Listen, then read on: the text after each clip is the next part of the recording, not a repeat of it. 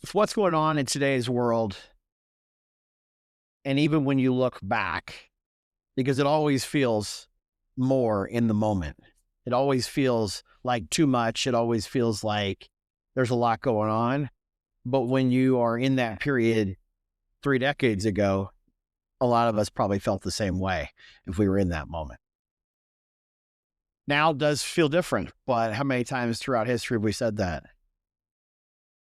For me, I go back to what I've heard so much over the last 20 years, and that is the only certainty that we have is that there will be change, that there will be uncertainty, that there will be conflict, and that is the certainty. The certainty is our ability to transform, navigate the waters, and continue to iterate and find our way through the new way of working.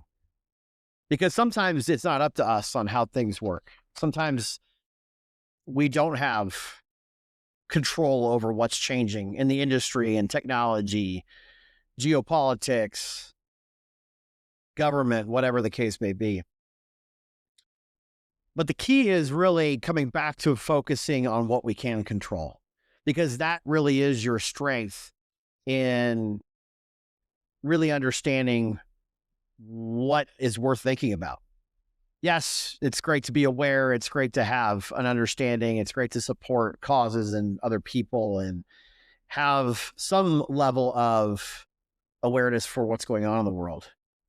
But when it comes to your focus and actual workflow and allowing something into your mental space to be able to have clarity to work,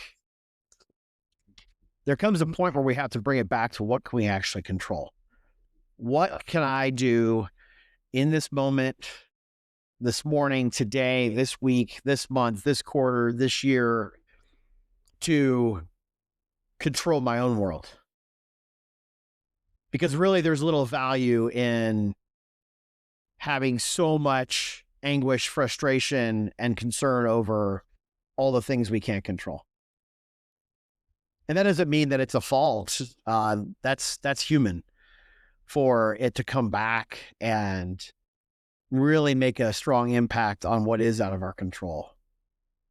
But finding ways to bring that back on what is worth thinking about, worth working on, and worth giving your energy.